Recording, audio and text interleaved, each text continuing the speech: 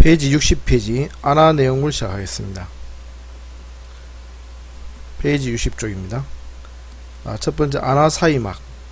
안화 사이막은 그림에서 보다시피 지금 요 그림에 그림 3-5에 보시면은 안화 사이막이 있죠, 그죠? 요는 이제 안화에 있는 골막이 변형이 되어 가지고 이루어진 막인데, 이 막으로 인해 가지고 이제 안화 내용물, 즉 안화 속에 들어있는 내용물들이 바깥으로 나오지 않도록, 쉽게 말해서 그 차단시키는 막이라고 생각하시면 됩니다. 즉 안화와의 경계를 이루고 있는 막이다. 그래서 안화 내용물을 보호한다, 그런 역할을 하고 있습니다. 지금 요거는 이제 그 해부한 상태에서 피부를 이제 벗겨낸 상태거든요. 그래서 안에 있는 요 막 자체를 보여주고 있는 그런 상태입니다. 이렇게 안화 사이막. 그래서 일단 책을 보겠습니다. 보면은 안화 사이막은 안화 가장자리 골막으로부터 얇은 막을 형성하여 위 눈꺼풀과 아래 눈꺼풀 속으로 뻗어 있으며, 그거 줄치시면 됩니다. 그 다음에 안화와의 경계를 이루고 안화 내용물을 보호하는 역할을 한다. 안화부터 시작해서 보호하는 역할까지 갈로 치시면 되겠습니다. 그렇게 그 시험에는 안화 사이막 그래가지고 앞에 뒤에 있는 요 말을 적어주면서 이게 어떤 조직인가 이렇게 물으니까 안화 사이막이다 이래 하시면 되고, 그 다음 두 번째 태논낭. 태논낭은 안구집입니다. 우리 저 농구공이나 축구공 그 공을 싸는 집이 있듯이 안구집은 안구를 싸고 있는 막입니다. 다시 말해서 공막 바깥을 싸고 있습니다. 그래서 안구 주위를 둘러싸는 섬유성 막이며, 그 다음에 줄을 치셔야 됩니다. 자, 갈로 했어요. 공막 앞에부터 공막 뒤쪽에서 시작하여 앞으로 각막 가장자리부터 약 1.5mm 떨어진 곳까지 갈로 치시고, 그래서 각막 가장자리 있죠, 그죠? 거기서부터 약 1.5mm 떨어진 곳에 부착되어 있습니다. 뒤로부터는 공막 가장 뒷자리에서부터 시작해가지고 앞쪽으로는 각막 가장자리 약 1.5mm 1.5mm 그 부분에 동그라미 치놓으세요. 나중에 이제 각막 가장자리와 결막 가장자리, 이것을 차이를 이야기합니다. 결막 가장자리는 참고로 이야기하면은 각막 가장자리 앞에 1mm 정도 떨어져 있습니다. 자, 그 다음에 61쪽 눈꺼풀 보겠습니다. 눈꺼풀을 보면은 앞에 거는 그냥 일반적인 상황이니까 읽어보시면 아실 건데, 간단하게 그 기능을 보면은 첫 번째 안구를 외상으로부터 보호하고, 두 번째 눈으로 들어오는 빛을 차단시키고, 세 번째 안구의 앞면에 눈물을 고르게 분포시키는 역할을 하더라. 그 다음에 눈꺼풀은 피부층, 행문층, 눈꺼풀, 평활근, 결막 이런 식으로 이루어져 있는데, 눈꺼풀 피부는 얇고 폐하 조직이 느슨하고 탄력성이 있어서 쉽게 부어오르고 빠르게 회복하는 특징을 가지고 있다. 여기서 탄력성이란 말 좀 생각해 보시고, 느슨하지는 않습니다. 그래, 느슨한데 탄력성이 앞에 느슨하다는 말하고 탄력성하고 서로 반대되는 말하고 생각하기 쉬운데, 피하 조직은 느슨하게 되어 있습니다. 그렇지만 탄력성이 있어 가지고 전체적으로 탄력성이 있어 쉽게 부어오르고 또 쉽게 빨리 빠지고 이렇게 된다 이거죠. 그게 이제 탈러칭이란 말이 이제 시험에 한번 나온 적이 있습니다. 근데 속눈썹은 짧고 굵으며 위 눈꺼풀이 약 150개, 아래 눈꺼풀이 75개, 즉 위 눈꺼풀이가 이제 2배 정도 되죠, 그죠? 보통 100일에서 150일 사이에 교체되더라. 요거는 이제 콘택트 렌즈 시간에도 나오고 한 번씩 하는데 별로 중요한 사항은 아닙니다. 그 다음 회색선. 회색선은 실제로 이제 시험에 자주 나오지는 않습니다만은 3-4년에 한 번씩 그래 나온다고 보시면 됩니다. 자, 눈꺼풀 태를 따라서 회색선이 있는데, 수술할 때 이 선을 따라 절개하면 최소한의 상처를 남기고 눈꺼풀을 분리할 수 있기 때문에 수술 시 중요한 곳이다. 그러니까 여기서 수술 시 중요한 곳 이렇게 줄지 놓으시면 되겠습니다. 일단 그림을 한번 보겠습니다. 그림을 보면은 저 여기 회색선 보이죠, 그죠? 여기 회색선입니다. 요렇게 되어 있습니다. 요거를 이제 수술할 때 요 분리시킨답니다. 분리시키게 되면은 이제 요런 식으로 분리되겠죠. 요런 식으로 분리됩니다. 그러면 안쪽에 있는 요런 조직들, 전체 지금 요런 조직들하고 바깥에 있는 요런 조직들하고 이수로 구분이 될 것입니다. 그래서 책을 보겠습니다. 그래 보면은 회색선을 따라 눈꺼풀판, 결막, 속눈썹의 안쪽층과 그 다음에 피부와 눈둘레가 눈꺼풀 판샘이 있고 있는 바깥층으로 분리할 수 있다. 그러니까 안쪽에 있는 조직이 어떤 것이며 바깥에 있는 조직이 어떤 것인지 요것을 이제 한번 봐놓으시기 바랍니다. 많이 중요한 건 아닙니다. 그 다음에 눈꺼풀의 근육, 이거는 이제 별 한 5개 정도, 엄청나게 중요한 거니까 꼭 보시기 바랍니다. 그 전에 그림을 잠시 한번 보면서 보겠습니다. 요 눈둘레근이라는 게 있죠, 그죠? 이거는 눈둘레야. 요 부분이 이제 눈꺼풀 부분입니다. 눈꺼풀 요 부분에 이제 눈을 떴다 감았다 할 때 쓰이는데, 이거는 눈둘레근은 주작용이 뭐냐면 눈을 감는 근육입니다. 그래서 눈을 떴다 감았다 할 때 감을 때 사용되는 근육. 그 다음에 요 주위에 크게 이제 원을 이루고 있는데, 여기가 이제 안와부 눈둘레근이라 하는데요. 요거는 이제 눈을 찔끔 감을 때 사용됩니다. 찔끔 감을 때. 그래서 눈꺼풀부하고 안와부 두 가지로 나눌 수가 있습니다. 그 다음에 이제 눈을 뜨는 근육이 있는데, 요 위 눈꺼풀 올린 거에 건 이래 가지고 그냥 여기는 자세히 그림이 나와 있지는 않은데, 위 눈꺼풀 올린 거니 눈을 뜨는 근육입니다. 이거는 눈을 뜨는 근육, 요거는 눈을 감는 근육, 그렇게 아시면 됩니다. 자, 그 다음에 그래서 일단 책을 한번 보겠습니다. 페이지 62쪽입니다. 눈꺼풀의 근육, 눈둘레근은 타원형의 형문근으로 얇은 수위근이며 안쪽 눈꺼풀 인대, 그 다음에 가쪽 눈꺼풀 인대에 붙어있다. 그 다음에 줄치세요. 안아 부분은 눈을 지금 감을 때 작용, 그 다음에 눈꺼풀 부분은 무의식적으로 감을 때 기능까지. 자, 얼굴 신경의 지배를 받으며 쓰냈죠, 그죠? 그래서 얼굴 신경에다가 동그라미 치놓으시고, 바로 어떻게 연결되느냐, 눈둘레근은 얼굴 신경입니다. 예전 책에는 안면신경이랍니다. 안면신경. 자, 요 지배를 받으면은 여기서 중요한 게 있는데, 수축하는 게 있죠, 그죠? 수축에 줄치고, 그래서 눈을 감으면 눈물 주머니 확장 나왔죠, 그죠? 수축 치고 오른쪽에 눈물 주머니 확장 줄치시고.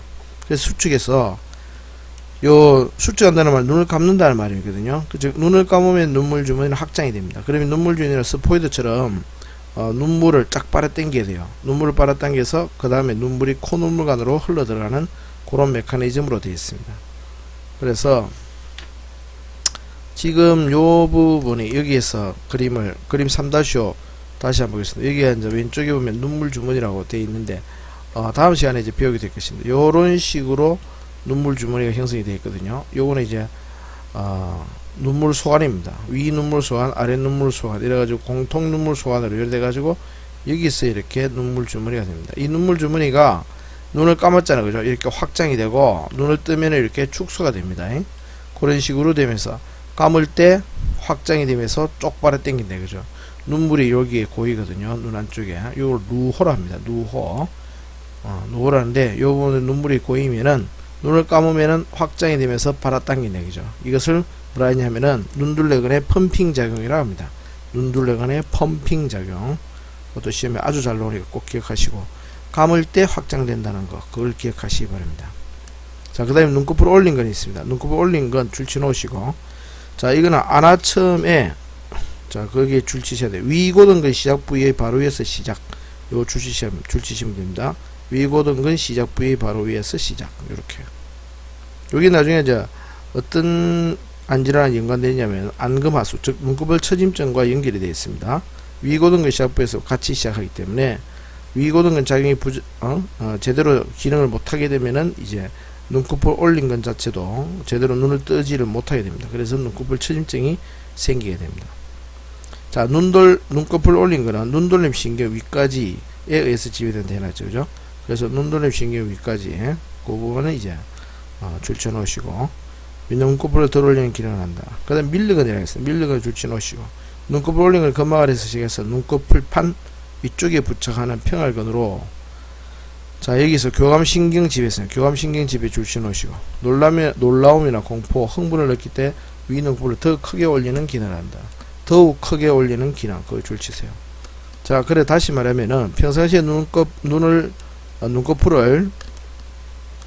뜨는 기능을 하나, 눈꺼풀을 올리는 기능을 하는 것은 눈꺼풀 올린 거고, 그 지배하는 신경 눈돌림 신경인데, 자, 우리가 깜짝 놀라거나 뭐 사람을 길 가다가 반가운 친구를 만나거나 뭐 첫사랑을 만나면은 갑자기 눈을 확 뜨겠죠, 그죠? 놀래가지고, 그죠? 그때 작용하는 신경이 교감신경이고, 이 교감신경이 작용해서 바로 밀르근이 움직임을 해서 눈을 크게 뜨는 작용을 합니다. 그 그 다음에 페이지 63쪽 둘째 줄입니다. 눈꺼풀 판이라는 게 있습니다. 눈꺼풀 판은 눈꺼풀의 형태를 유지시키는 역할을 합니다. 눈꺼풀의 형태를 유지시키는 요 단독 문제로 나오니까 기억하시기 바랍니다.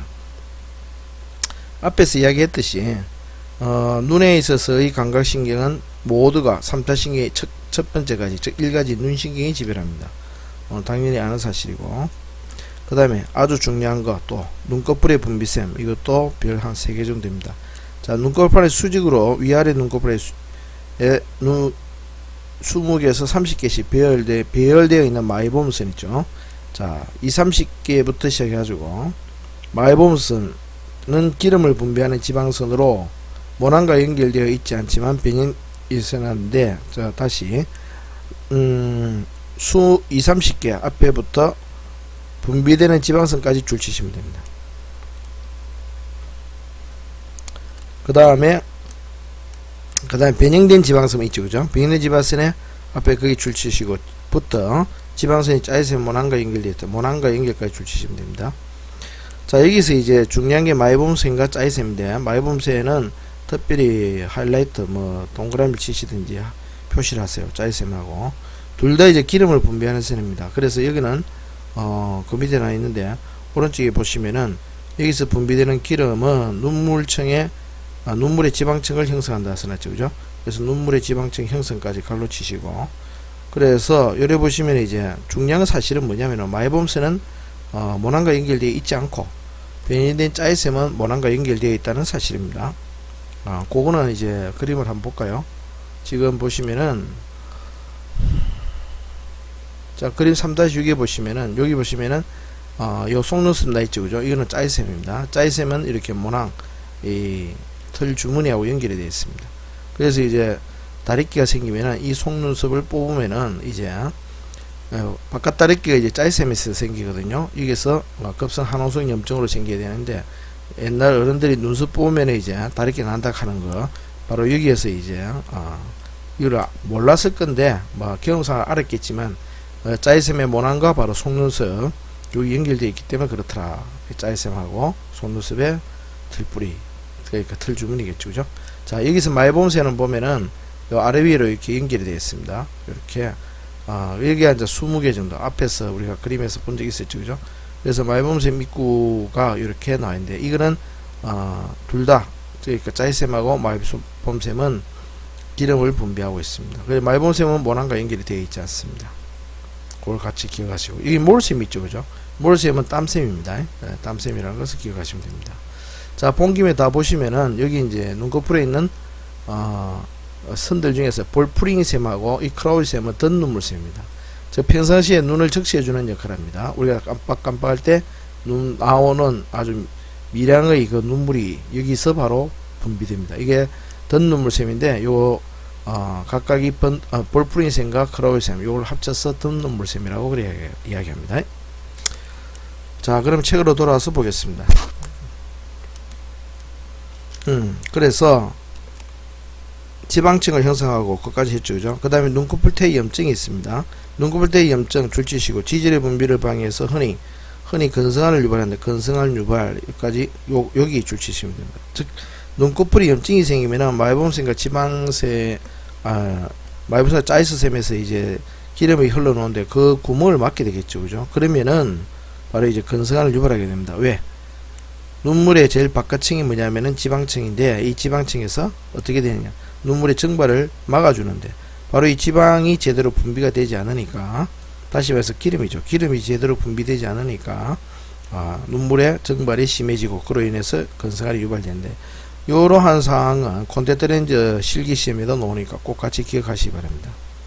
자, 그 다음에 변형된 땀샘인 몰셈이 있습니다. 아까 얘기했고, 그 위에 눈꺼풀셈으로 덧눈물셈 그걸 줄치시면 됩니다. 덧눈물셈은 종류가 두 가지입니다. 크라우셈과 볼프링셈. 그렇게 기억하시면 됩니다. 그래가지고 요번 시간에는 요번에 여기까지 하도록 하겠습니다. 그리고 다음 시간부터 다시 결막을 부터 시작하겠습니다.